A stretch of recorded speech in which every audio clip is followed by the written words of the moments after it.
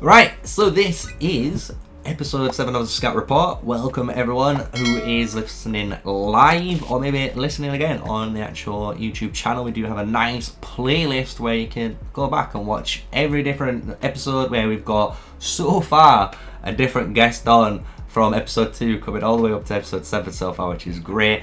And today we've got a fun one. We've got I want to say an alliance leader here from a server. So we're going to let Fian go into all of his details because he's going to explain where he's from, his server, alliances, and then we're going to go a bit more in depth on actually his experience in Call of Dragons. So on to you, mate. So when you are, tell the audience a little bit about yourself.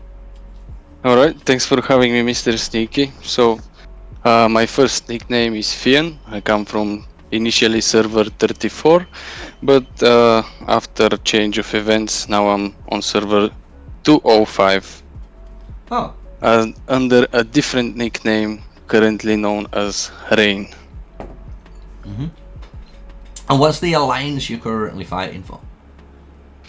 So it's always been the Immortals family. As I told you, we started on server 34.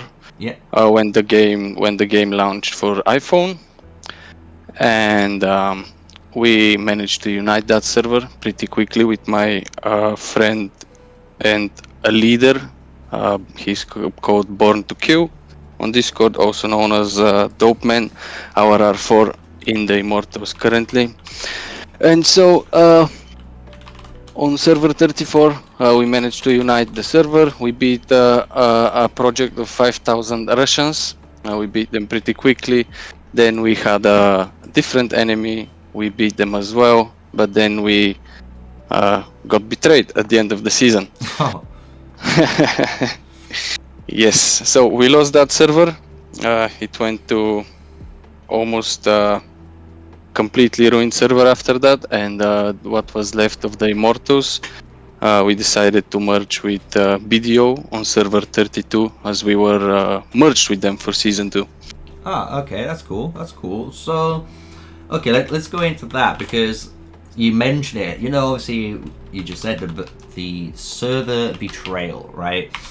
So, yes. what are your thoughts on the current, changes that's happened in season 2 with, the impact on that server betrayal meta that was floating about? Do you reckon it's a good way to address it, or what's your thoughts on it? So I think it's always gonna be part of the game, but as long as you make the right decisions, you can find a way and not let it happen. Because on server 34, it was our mistake. A big mistake that we did is we beat our enemies in zone 2, and then we thought, hey, these guys are not so bad. Let's work with them. So we gave them a different show. We gave them access to zone 5, and then they started talking people into betraying us and our family alliances. So this happened, and yeah, but it's on us. I'd say it's on us that we decided to work with them when they actually wanted to just join us and continue together. That. I like that. You know what? Because do you know what? A lot of people, will obviously put a bit of blame on others, and obviously you can put some blame on others, but it's actually refreshing to have some accountability, right? Because you do have to have some accountability for your own actions, which is actually refreshing to hear when it's actually coming to the whole server betrayal meta, right? So love to hear it. So I was going to ask mainly, what is your what's your current experience of Call of Dragons, basically? Like, I want you to kind of, maybe you've played through obviously a few seasons and you've gone through maybe a few of the patches. What's your thoughts on the game generally? Like, has it been a good experience for you? Has it been a bad experience? Has it been mixed? Like, just let you could go on from that. I think it's been pretty good overall experience because I come from Rise of Kingdoms as well, and I think that this game is way more balanced, and the way they're trying to make the war is way better than Rise of Kingdoms, because as we know, on Rise of Kingdoms you can just keep on jumping alliances, changing alliances, and here is pretty straightforward. You have a lot of ways to prevent all these. It's not abusive mechanics, but it's like more straightforward. Like you cannot drop fortresses everywhere. You gotta make your way through your enemies. You gotta build through. So I think the developers are doing a pretty good job, in my opinion, on keeping it more balanced, I'd say. Yeah, that's a fair one, because like I think it's hard, especially when I think a lot of players do forget with Call of Dragons we're in that development stage, right? We're still kind of the test subjects until, unfortunately, maybe when season 3 comes out and we've finished, season 3 plus, then you may be looking at more of a complete game, right? Because even for a new player experience, you're gonna have that season 1, 2, 3 without, hopefully, any bad moments. Basically, maybe season 2 isn't the best season. There's always going to be a bad season, unfortunately, I think, in any game. But Yeah. it's good though. At least you've got a new player experience, that you've actually got what you could imagine a complete game, where at least when you're starting off, you can actually choose, different civilizations instead of just these 3. You can maybe, choose the path of, I want to play infantry now, because obviously to do infantry heroes, or you want to play cavalry, or you might be one of those guys that save up the longest to get the mages right at the end for the biggest payoff. Like, it's actually cool that when the game will get to that stage, I think the Call of Dragons experience is going to be better. And I think even though they've got, I don't know, let's just say the last patch was a little bit questionable with quite a lot of the stuff they've done, with the increase in the size of match, but obviously they've decreased it, as well as the basically nerfed the free healing, which is still, even though they've kind of given it a little bit of a bump up, it's still not the greatest right now. Like, even for myself, like, I'm healing, God knows, like over 70k or 65k troops, if that, and I've got nearly, like, still 400,000 out of like 800,000 troops that I had in like the last day or so. So it takes so much longer now. So it is a bit more of a punishment, but I know at least they're willing to listen to the community, which I think was a great thing. And I was going to ask you, like, what did you think about it? Because obviously the community had an uproar with a lot of these changes. They reverted on it. So what do you think the community, Call of Dragons devs need to do to keep the community happy, basically? Well, yeah, they should keep listening to the community, because I think the initial change in army size was way too big, and as you said, with the nerf of elixir healing, this would just be a very big disadvantage to the players. Like, they would have to wait much longer instead of fighting and having fun. And as you said, for season 2 as well, it's not a very good season. They make you wait so long until you have the war. As you know, in Rise of Kingdoms, it is at least on the 3rd KVK that you get these statues, which are very annoying. I've never liked them in Rise of Kingdoms as well. Like, I never played those. I mean, here I had to because I'm leading, but yeah, no, I get that feeling, because I get it, because obviously we've kind of, it'd be funny because we both played Rise of Kingdoms as well, like, and we compared that game to this game, and you can see, like, Call of Dragons almost, as Meow says and a few other content creators say, like, losing its identity, and it's trying to be more like Rise of Kingdoms, where it's just like, if we wanted to play Rise of Kingdoms, we'd go and play Rise of Kingdoms, exactly. Right? I've got a T5 account, I'd go and play my T5 account. It's still stacking there. It's still at like 78, 80 million or something. So it's not like I've lost anything. I can just jump back and carry on playing. I just, need to catch up to heroes. But I'm choosing not to, because I just don't like the game. It's like,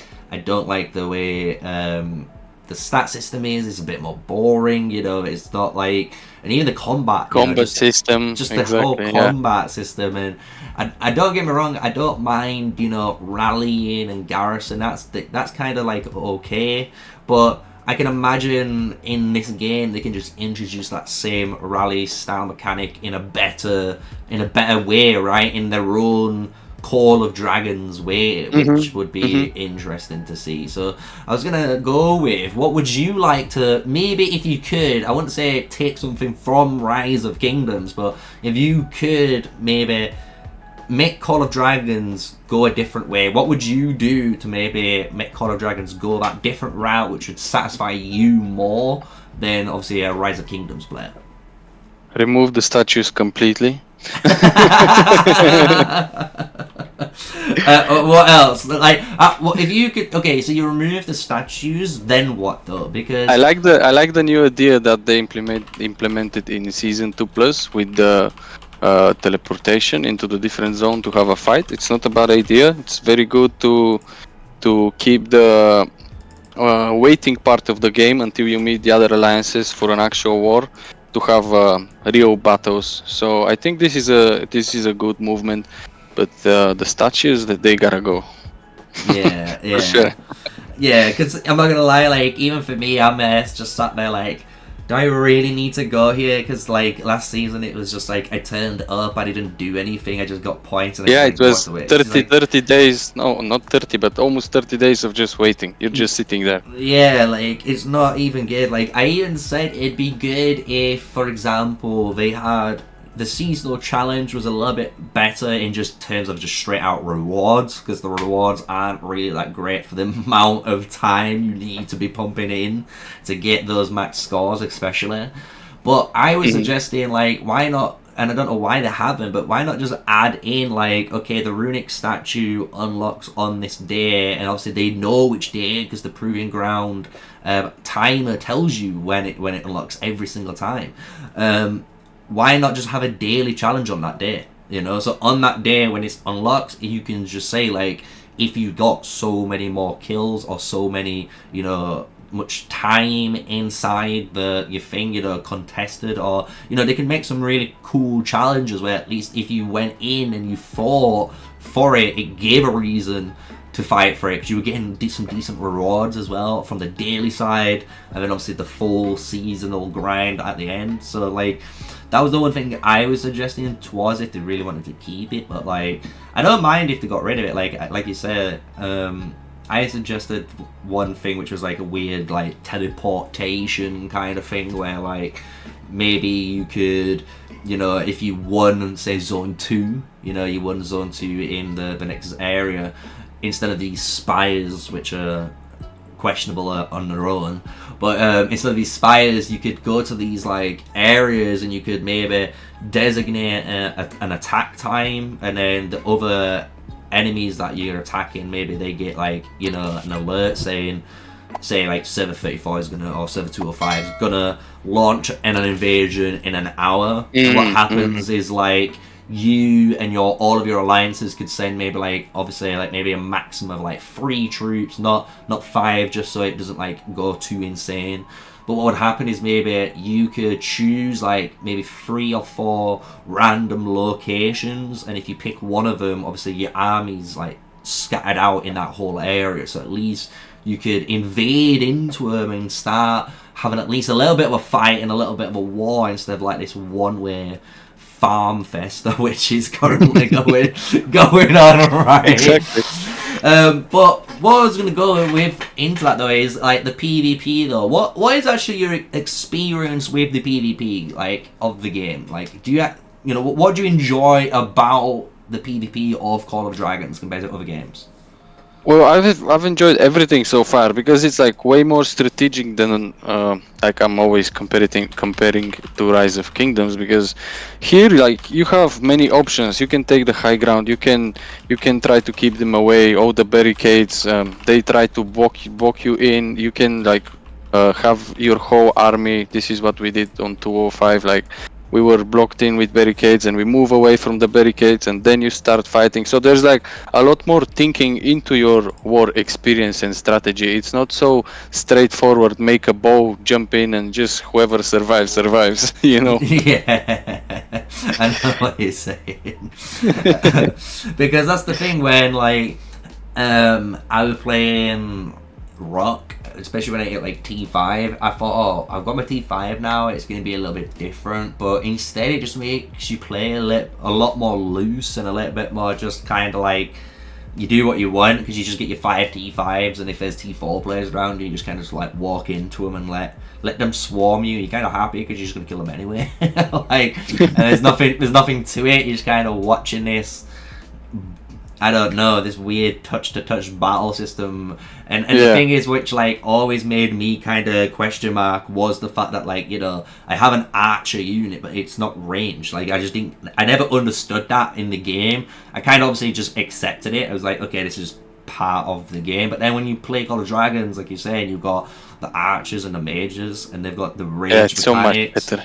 It's so much better because it is a skill. It becomes actually a lot more skillful because you're going to have those players that are really good, obviously dealing damage, but the really good players are the ones that can like deal damage, but then reposition and keep in a good position in a murder ball, so they're not, you know, getting focused all the time. They're not the center of attention, and they're kind of like, you know, kind of like my name, you know, being sneaky in the murder ball and just doing damage, right? That's kind of like the beauty of this new range mechanic of Call of Dragons, which I hope, obviously, they make better.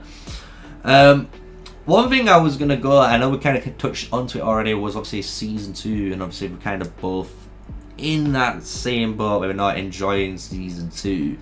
One thing I always thought, which was a bit strange, and I'd like to hear your thought on it really, was when you look at season 2 as a whole, maybe like as a package for maybe like, you know, like a WoW expansion, right, or like an DLC for a game, right? When you look at the structure of it, obviously we've got a new map, which is nice. We've got the new heroes, obviously, which is great and stuff. But one thing I thought, which was a bit of a weird one, was actually the behemoth structure of the map. Because when we look at the season 2 map, we obviously get introduced to 2 new behemoths, which was the first dragon and the first giant, right? But when you look at them, maybe if you're in game, you can look at them on that Behemoth Hunter event page, you can kind of see how the game's laid out. And it almost looks like the game is missing one behemoth there. And that was one thing I was going to suggest, like, would you think if they added one extra behemoth, so there was like 3 behemoths in season 2 that you had to fight against instead of 2, would that maybe increase the popularity of season 2, or do you reckon it's still going to be where it's at? I think it's mainly the waiting point. That's the biggest problem, that you just have to wait so long. The behemoths were pretty fine. I mean, if they add one too many behemoths, it's gonna ruin the PvP part, because you know, for the old behemoths, they are in the PvP zone. So once we go in there and we start fighting, we're not worried about these behemoths, because the challenge is mainly it is the throw one, the new one, but it's still a good one. So you have a competition between who's gonna get it, the first, the second, or the third alliance of the server. So I think it was pretty good. 2 behemoths was good enough for me.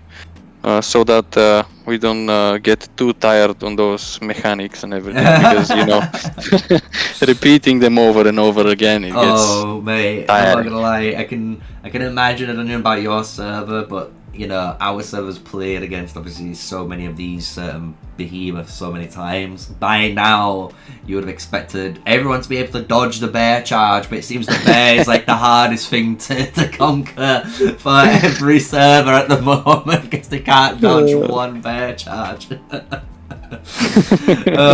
the waiting for all the people to get there. Oh yeah, it feels like you are, honestly, and this is kind of one thing I kind of have said a lot, is it does kind of give me that old school like World of Warcraft, you know, like WoW experience. Oh yeah, it is like, you know, you back in the day, you're waiting for the raid. You literally have to wait at the stone, or like, you know, maybe at one of the hometowns, and you're like, right, okay, we're in, you know, fucking Ironforge, let's walk down here across these 2 zones, let's reach Get there. get there, hopefully nothing goes wrong and we don't die on the way there. And then like you start doing the raid, and then obviously the raid's got so many more mechanics, and it's like if you mess Everything up, has to be perfect. everything's perfect, and it's like these crazy stars align. So I do get that, you know, similarity when I look at, you know, Call of Dragons, and it's one thing where it's kind of weird, and this might be a weird question to ask you about, but the game, surprisingly, and I know some of my views know this anyway, but the game surprisingly has a really good lore. And I know, hands down, you probably have no clue about any of the story, right? Probably No. like, no, yeah. No, I always skip that. I mean, it's a lot of. I think it's way too much reading. I mean, it's good to have a story, Yeah. but they overdid themselves, in my opinion. Yeah, because that's what I was gonna ask you. Is like, is the story like yay or nay? Because like, nay, right? Because that was the one thing. Because it's one of the things where I'm not gonna lie. When we've gone into, you know, the actual story of Call of Dragons, it's absolutely complicated as hell, and it's actually crazy long as well. It's not even like where you're watching this, you know, cinematic in the background. What we've got, which is part of season 1, Burning Stars.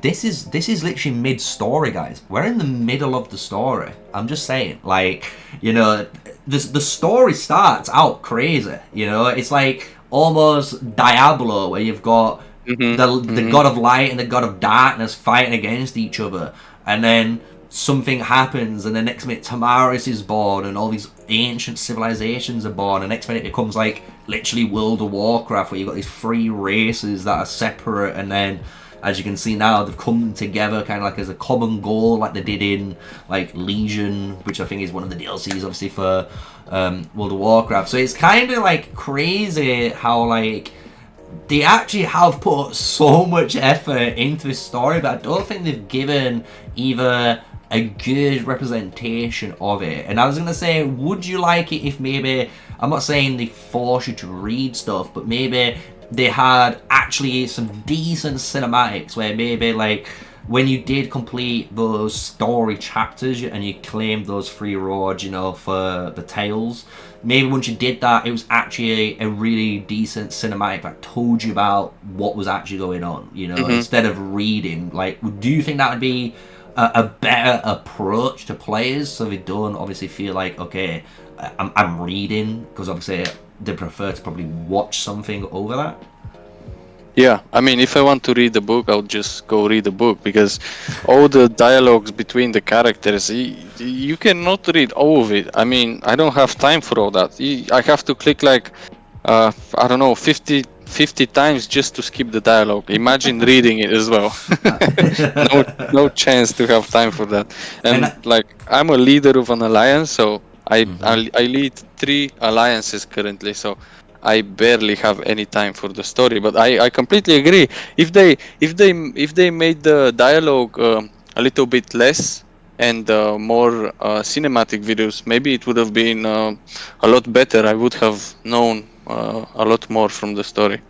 Yeah, because I think that's one problem, and it's kind of funny when I look at other games, because one game I used to play a ton of back in the day when it first came out was like Destiny, and like I adored Destiny when that game first came out. Like, I smashed the hell out of that FPS game. Like, it was no tomorrow.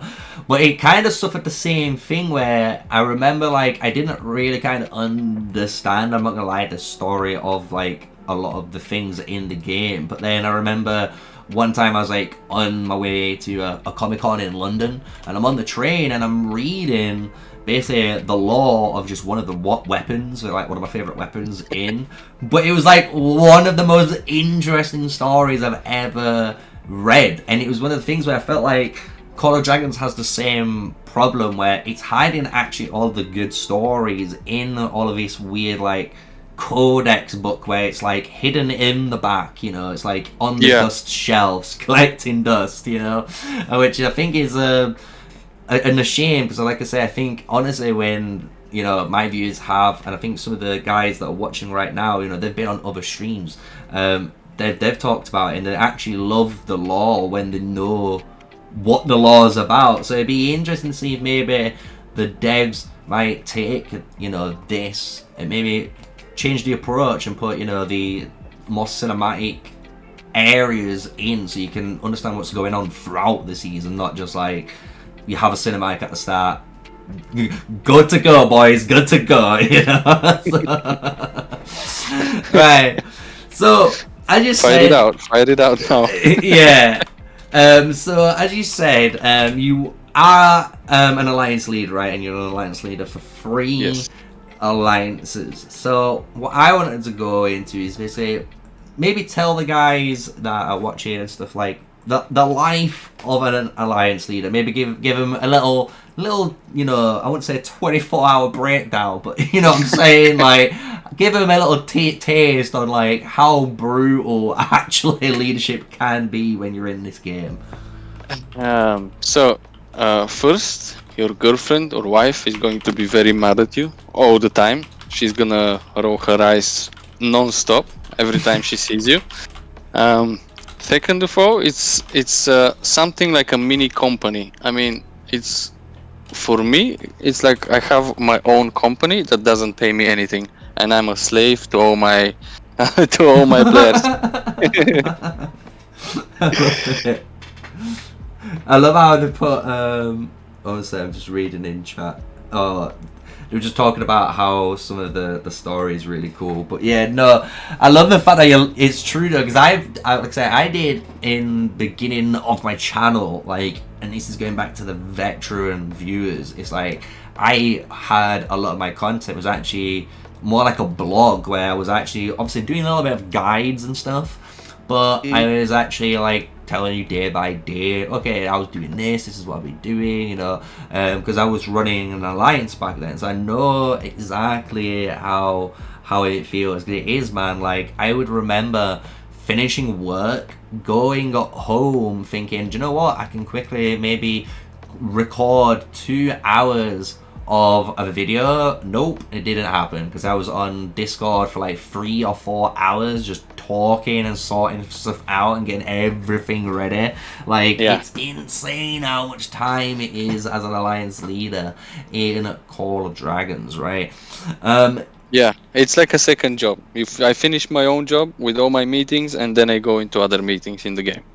So, but something really interesting that I learned from video is that like I didn't think of doing it before, but you do not have to lead by yourself. I mean, there's a lot of these dictatorship alliances, but if you want to do it properly, you need to find people to lead with you. So what we've done is we use the R3 position as an R4 position, and we keep swapping R4s. This way we can include as many leaders as we need. So right now we have a council of 54 or 24 or 25 leaders. So we all have meetings and we decide what needs to happen together, and we have 3 R5s. So it's a lot better when you build a big team and a big organization that can help you through this. Oh yeah, I can definitely. I'm not gonna lie. When you was explaining that, in my head, I started daydreaming about, like, I don't know if you ever watched Star Wars, but it's like the Jedi Council when they go into the big meetings and you see like Emperor, you know what I'm saying? You see the Emperor and then they're all talking. There's like literally like over 200 council members in this circular room and you're all just talking. I actually love it because it is really true. And I ran my lines pretty much the same, where we had basically me as the main leader and then someone else as the vice leader, and then when I was offline they follow up basically, and then we had our officer team, and basically it was just, it's nice to spread the workload, especially in this game. Yeah, that's the best way of putting it, right? Because spreading the more people you have, is the just the better. best. Yeah, like because you can then obviously some people will not understand it, but like if you're spreading the workload correctly with the right officer team and the guys that are really good at the jobs that you need them to do, it basically means, like, I'm not gonna lie, they'll log in, they'll do their stuff, and then they'll be playing the game like normal, and then they might go to work, or they might have to do whatever they have to do in real life, right? And you can do the same then, like, you actually aren't restricted and confined to the game, because I think that is, and I was gonna lead into it, the problem with Call of Dragons. Like, do you think the main issue... It doesn't become too much this way, you know, Yeah. because when I've tried leading before, I've always done it with I don't know, the 8 R4 positions that you have, and that's about it. But 8 people to take care of 180 people is just not enough. It's not how it works. Yeah, because that's what I was gonna say. Like, the time required, right, in Call of Dragons is the biggest burden, right?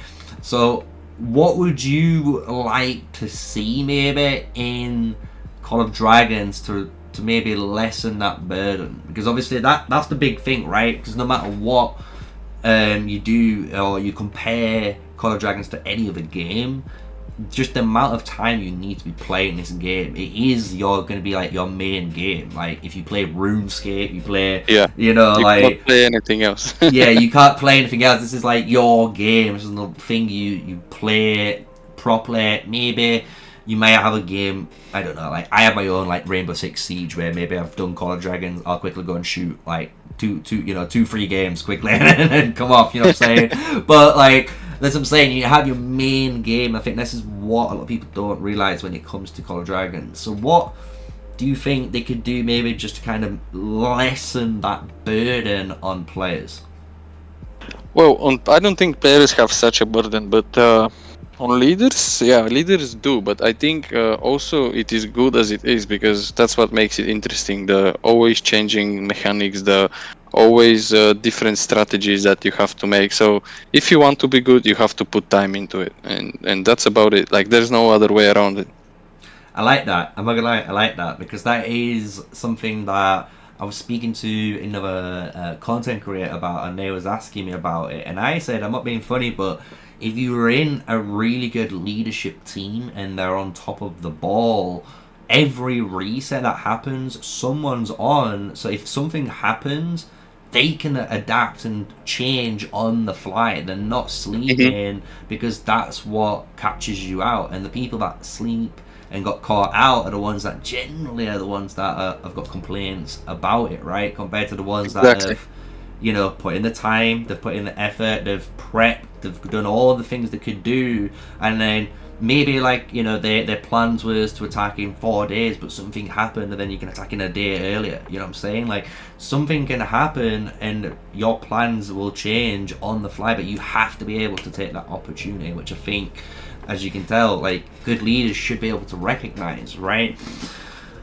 Yeah, plans are only plans on paper. Until you go to war, everything changes.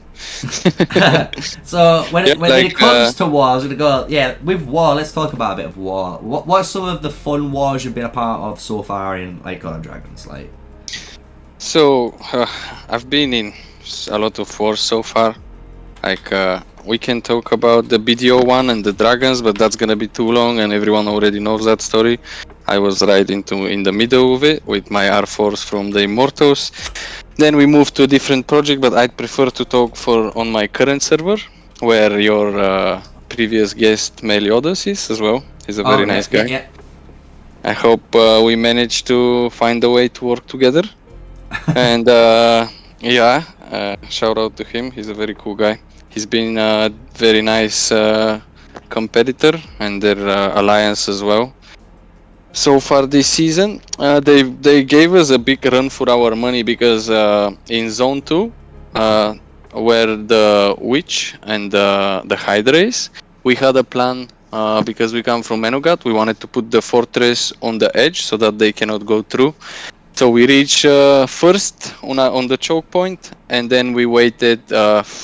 I don't know, I went to sleep, it was 5 in the morning, we waited too long, and then they reached it, they built towers on the sides, and they can climb up the mountain, and instead of us putting them in a choke point, they put us in a choke point. So it was so it was a very difficult situation for us, and that's why I said that plans are only plans on paper, and then everything changes. but it's always good to have a plan. Yeah. So since using a choke point, then are you happy that they're removing barricades? I think they're a good. The barricades are a good feature of the game, but the map on season 2 is not so good, because if you reach the dragon first and you barricade it, like there is no chance for anybody to come up top. Like no chance. Like you bunker down and it's over. Pretty much season is over. And that's actually how we won this season in season 2 on server 205 with the Immortal family.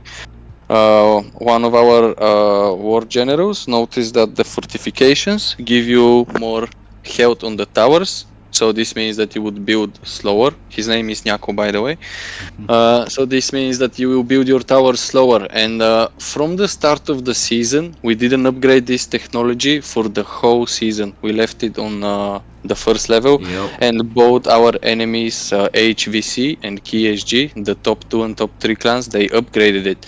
So they were much slower in the last zone. So what we did is we just build it and defend it until we reached the top, and they couldn't stop us, because they were like a couple of hours behind on the towers when we got to the dragon.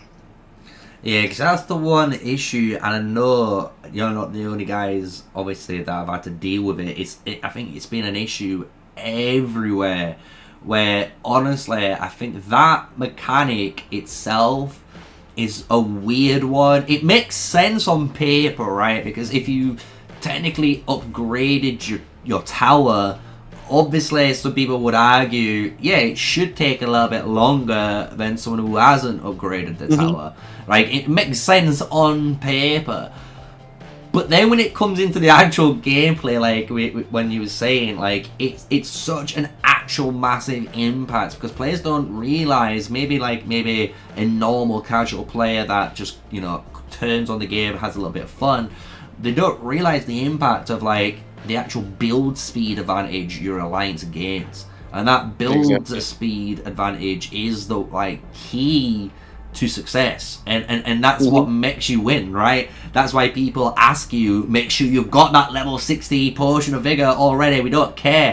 Make sure that potion is maxed out. Get that order up. Get that order leveled up, boys. You know, we need to build. We don't care about your PvP heroes. Get the order.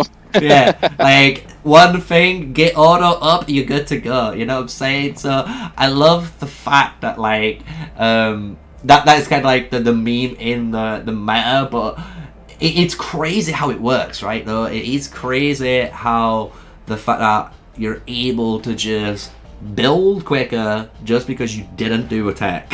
Like, it's just such a weird thing in the game. So it is, but I think it's a good loophole for leaders. I mean, if you're a leader, you gotta make sure everything is right. You gotta check every scenario, see every side of the story, and pretty much all the details. So I think it's both good and bad. Maybe it should be nerfed a little bit, but I think it's a good one, because if you notice it, then you're on the right way to win. But it also comes with experience as well. Yeah, definitely. So since you were kind of a fan of the barricades, would you have just preferred, you know, the barricades to be just nerfed? So obviously, like, they didn't slow as much. Maybe they just kept the same job, but maybe there was maybe even a little bit easier to break and stuff. Just so obviously a barricade, you maybe set a match up within 7 minutes, it could be destroyed within 7 minutes. It can be built up. You know what I'm saying? Like, it was, because that's kind of what a barricade is, right? Barricades are meant to be fast deployable. Just something you barricade in, right? So would you have preferred, instead of obviously how they're removing them, would you just prefer them to be nerfed?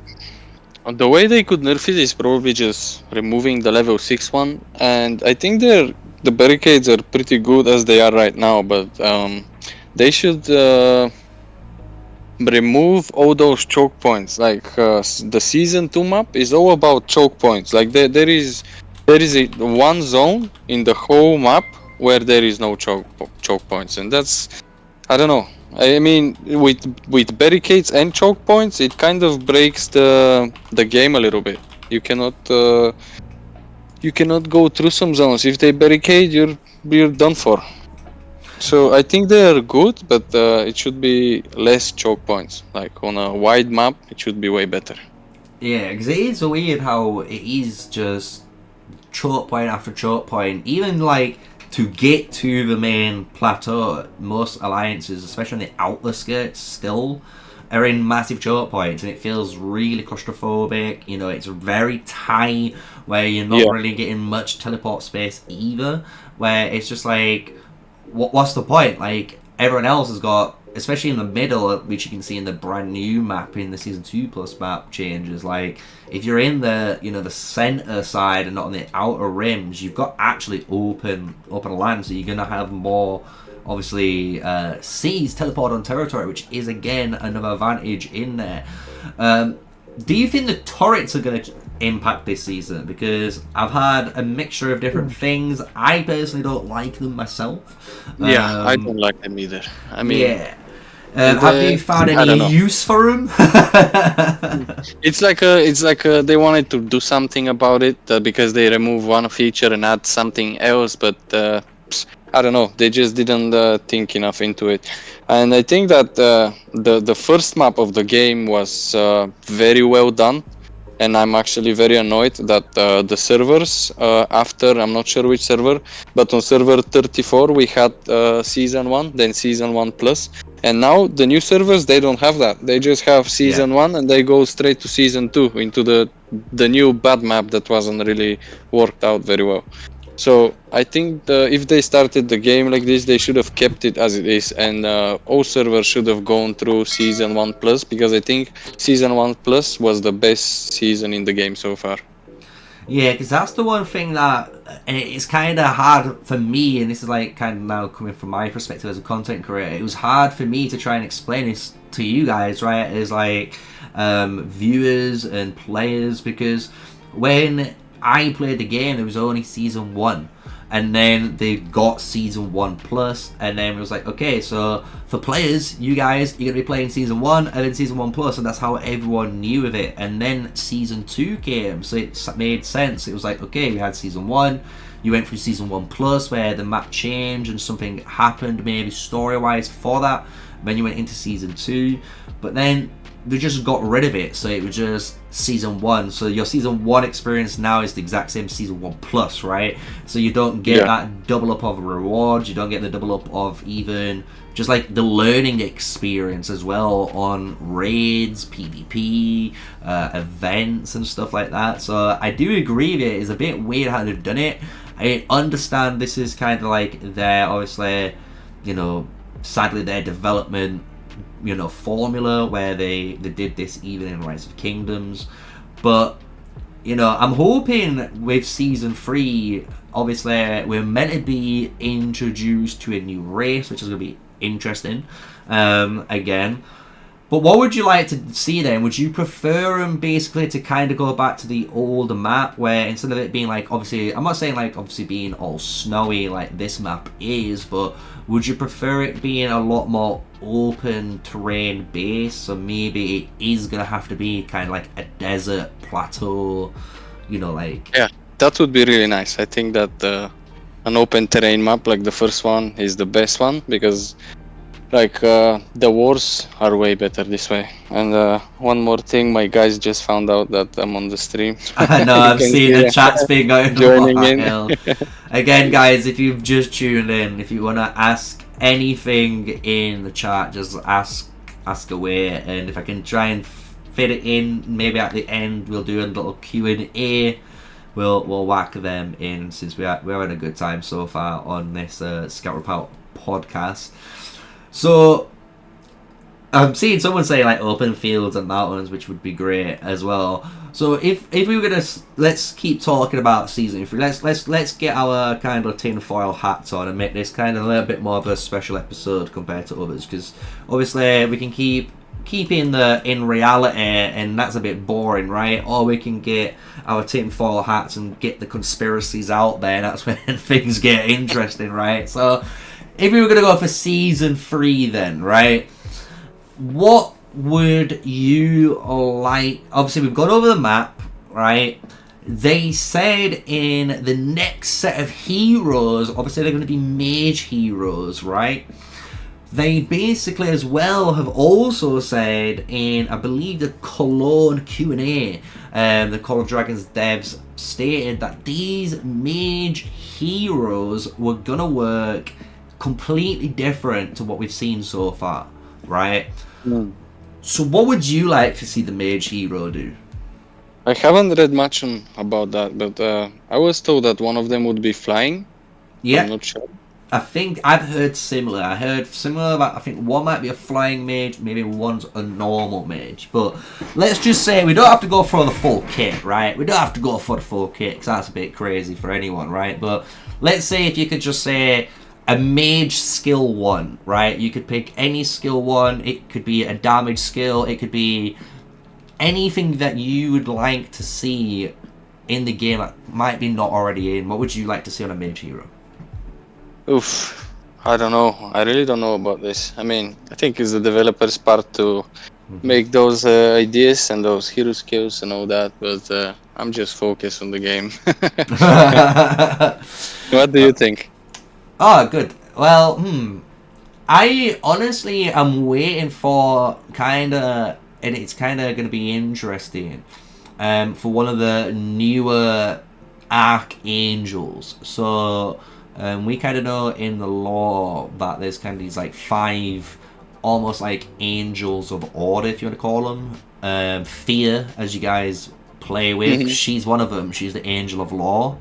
Atheist as well, he's one of them, which is really cool. But there's 3 other ones. One of them's like based on knowledge, one's based on like strength, and one's based on healing as well. So there's 3 different like other archangel, almost like super angels still to come. So I was hoping to get maybe obviously a new damage dealing one, maybe in a unique form of, maybe not in poison, but a special maybe damage over time effect that says maybe if you something like Arcane in World of Warcraft, you mean? Yeah, something very cool where it's maybe it has a lower rage cost on purpose. Maybe something where it's like 900 rage, but it has only something like 400, 500 damage, but it says every time this is casted, you gain a stack of focus, and then like that focus amplifies that 500 damage to like 1,000, 1,500, 2,000. You know what I'm saying? Like something in that regard. So the more that's in battle, or the more skills maybe that gets slung out, the mage does way more damage, which would be really cool, because that would be, you know, more built for like a rage generated build, right? So I'd love to see something like that.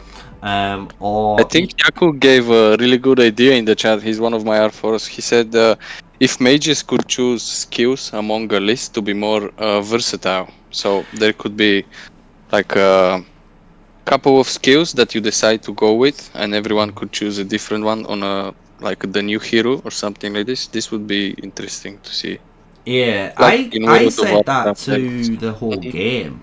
I was like, wouldn't it not just be more interesting maybe if you want to call it, your heroes had like 2 main skills maybe, so you have your main skill, like your active skill, and then the second skill is a passive skill of some sort. So no matter what, say it's an infantry hero, it'll always give you some sort of infantry, you know, buff on your units.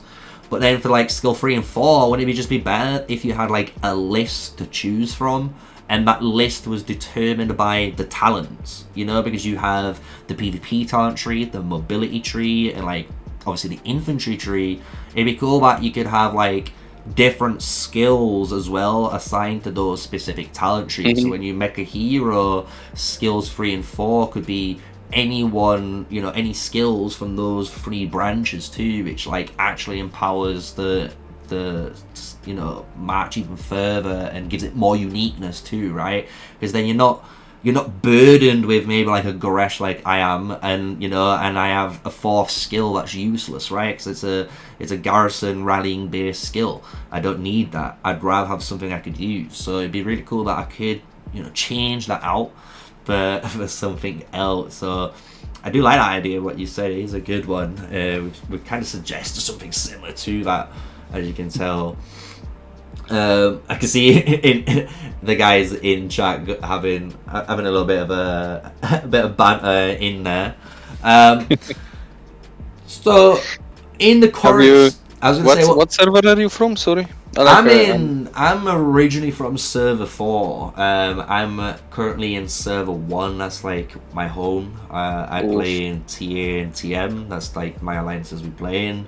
I don't know if you want to. I played season 1 plus, very first season 1 plus with TM, and then I never looked back. So every other season I've played with TM. This is I think the first season where I've played for the brother alliance or the sister alliance, whichever one you want to name it, and I've played for TA this time.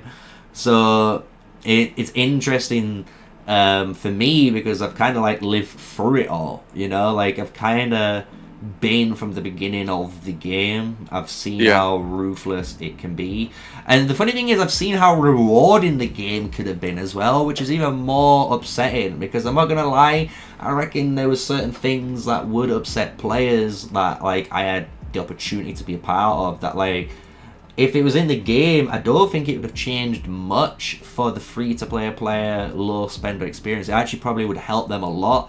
And the guys that spend, the big bucks would still be spending the big bucks. I'm not going to lie, because it was more on obviously the rewards side of things of behemoths. Like, we have the restrictions nowadays where you only can get I think it's basically a maximum of like 2 to 3 behemoths, because the unique...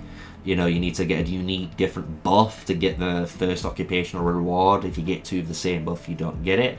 But like back in the old days, it wasn't like that, I'm not gonna lie. Back in the old days, you could technically, if you was able, if you was able to, and you was able to work your differences out between multiple alliances and stuff, and you allied up, which is the aim of the game in reality.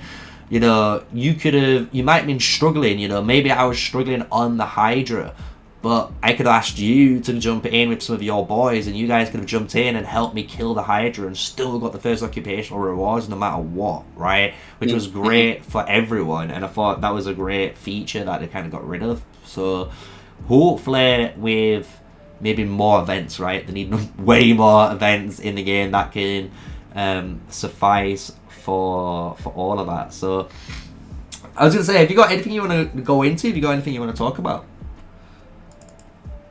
Yeah, I'm not sure. Like maybe it's very interesting on our server. Like I've checked a lot of different merges around us, and they're still at war, all of them, and somehow we managed to finish the war pretty quickly, and now we're uniting. So it's 5 servers in our merge, so we are uniting 5 servers currently. So the Immortal family is going to be pretty much from all those 5 servers. So we are aiming. Yeah. The interesting part is that on season 1 plus, when we merged with BDO, at the start of the season, their family was the same power as our family on season 2 for us at the end. So this is pretty crazy to me what we're gonna go in season 2 plus with. It's gonna be very interesting. Yeah, I can't wait. Have you got any... Obviously, since you're not in season 2 plus right now, do you have any idea of maybe the end of season reward that you're going for? Like the level 3 pet skill that you're grabbing, or are you just gonna get to that hurdle when you get there? Yeah, I think once we get there, we'll see what's best, and then we will inform everyone, depending on what they're choosing, of course, to main as archers, mages, and so on. Yeah, no problem. Let's go into chat then. We're gonna have a quick little dive into chat. So this is kind of the cool thing about this podcast. If you want to be a part of it, you can, as a viewer, you can just put your questions in chat, and we can. Sorry for interrupting you. You're in Yeah. season 2 plus now? Yeah, so our guys How are many in season 2 plus. servers have you merged with? Let me look. So our server is 1, 2, 3, 4, 5, 6, 7, 8, 9. So there's 9 of us 9 altogether. servers. Yeah. And you've Pretty got like crazy. server 1, and then it's like server 83. They're like the guys that we're fighting mainly against. But you didn't merge with previous servers that you merged with?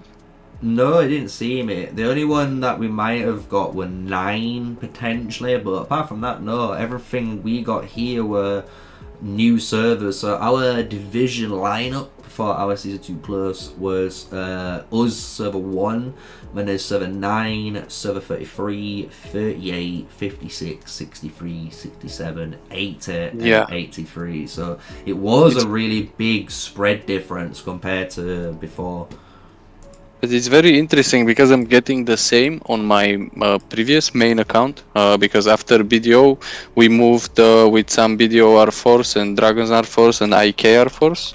We moved to 46, and there, every server, like every new season, we are merged with different servers. But we've noticed that in the higher up servers, they're getting merged in order pretty much. 200, 201, 202, 203, and 204, let's say. And even after that, like after season 2, you still get merged with your 5 servers, and then the upper merge pretty much, or the lower one under you, That's if you get interesting. what I mean. Like it's Yeah, always in order, and we noticed the 14 servers into season 2 plus at somewhere around us.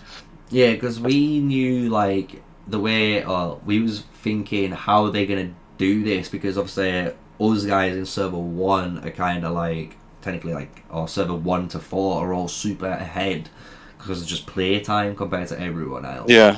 So it's just Yeah, you like, can see what Nyako said. 174 and 187 were together while in season 2, and now they're together again. yeah, it's weird. I think what they've done is they might be trying to stagger the servers, so then eventually, if you can imagine, they're gonna try and make almost like a giant group, so everything goes and like all the stars align, if you want to say. So like I think all of my servers, like from server 1 maybe to like 150 potentially, might end up going together. We might be all in, you know, hypothetically season 4 together for the very first time through matchmaking or migration period, you know what I'm saying?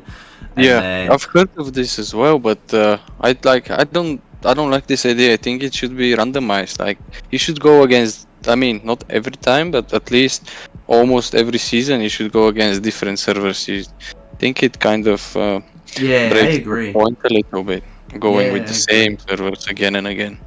Yeah, definitely. No, I agree, because like with the current matchmaking, I don't know, to be fair, how they're doing it. It's supposed to be based on maybe server powers, and then it balances out. Uh-huh.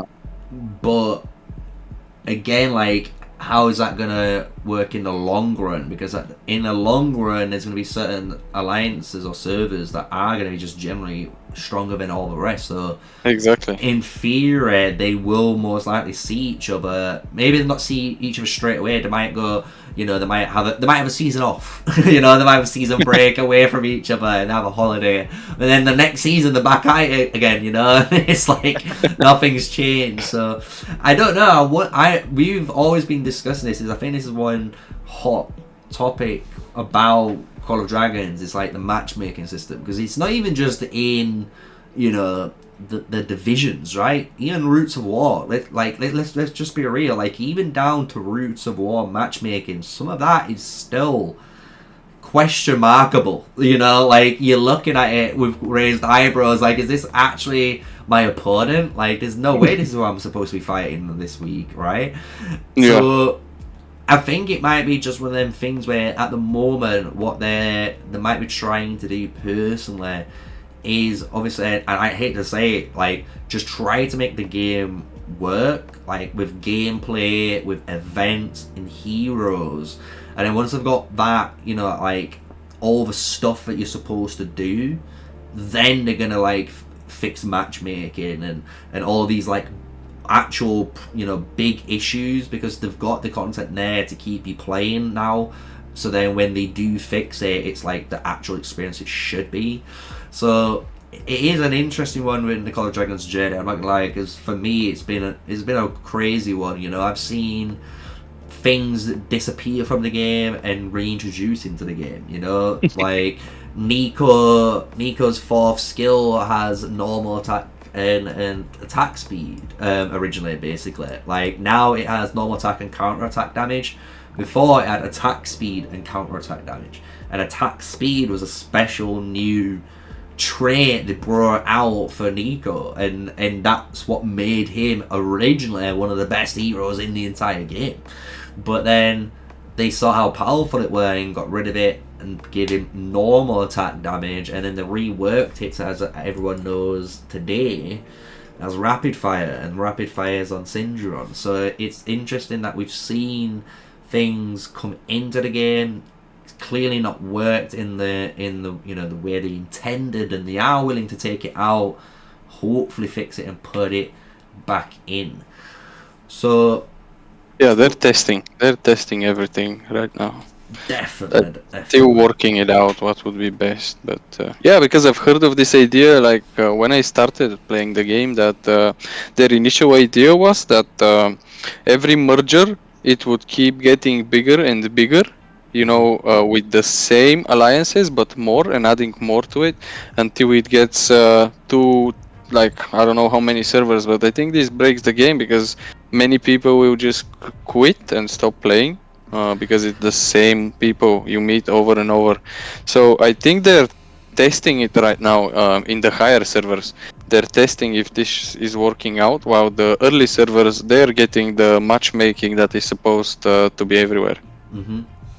Yeah, it makes sense if that's what they're doing, to be fair. I'm not gonna lie, because it make for like them testing out, right, it still makes the most sense for them to test it out and do it that way. But we'll have to see. I think when we get to season 3, I'm not gonna lie, when we get to season 3, we get to season 3 plus, that is when we're gonna have a better understanding. Yeah, like we'll have a better understanding what the hell is going on, because even now we're in season 2 plus. Yeah, they've done some great changes, I'm not gonna lie, they've done some great changes, they've done some good stuff in the right direction, but then they've done some horrible stuff in, you know, in the same patch, and then they've added stuff that they never said they were going to add, and they did stuff that they said they weren't going to do. So, and patch 1.21 supposed to be coming out, and that's going to meant to have like a load of hypothetical fixes, supposedly like the pet skill system, supposedly, you know, maybe new mechanics that they're introducing, maybe they're changing again other things. Like, it's going to be interesting to see what this whole season 2 plus is going to be, because I think patch 1.21 is only the start, and maybe we might see another 2 or 3 of these come, honestly, in this season to make it the best. Because at the moment, as you said, and I think as the whole community and chat will probably agree, you know, season 2 needs some real big work done to it, right, to get it for sure just on the same level as season 1, where it's just an enjoyable season where you understand what it is. Yeah, don't get me wrong, some people will still argue it's a little bit too long and maybe they can shorten it down. You know, that can change, but I'm not gonna lie, some players will be saying that now, and then I can guarantee 2 or 3 years down the line, when it's just bang bang bang, people are gonna be like, yo, I wish I needed like just a 1 week cooldown like we do in, you know, like Rise of Kingdoms during matchmaking period, you know. But I want to say, honestly, it's been an absolute blast having you on here, Rain. It's been a pleasure being on here. Do you want to give a quick shout out to, again, your server and your alliance and family that you're a part of, so anyone who maybe wants to just check you guys out, maybe they can find you? Yes, of course. We are on server 205, and shout out to all the Immortal family and all the leadership. We've been working very hard through this, but it's finally working out, and we're gonna be going into season 2 plus probably as the strongest family. And I'm also happy that they're removing the fog in next season, so more content creators can record way more battles and can everything will be more visible to everyone. So it would be much better. That is so true, because that's the one thing, and a lot of people don't realize this, but Rain has honestly said it for me right at the end, which is great. Honestly, the mist is the killer for content creators. Honestly, it's the killer for us content creators. But with the new fact that we don't have to defog it, so you know, all of my scout accounts that are in all of these different servers, and if I'm in your server, hopefully when you get into Season 2 Plus, I can watch you guys and have a really good time and catch us some PvP. For sure. So honestly, thank you for being here, man. Thank you, Rain, and thank you all of the guys in Server 205 that have jumped into chat and have made definitely their voices known. I hope you've enjoyed it. This has been the Scout Report. This is episode 7, and it will be uploaded later on YouTube. And again, if you guys have maybe rewatched this or listened to it back on the official channel, thank you for the support. And until the next Scout Report, I'll catch you guys in a bit.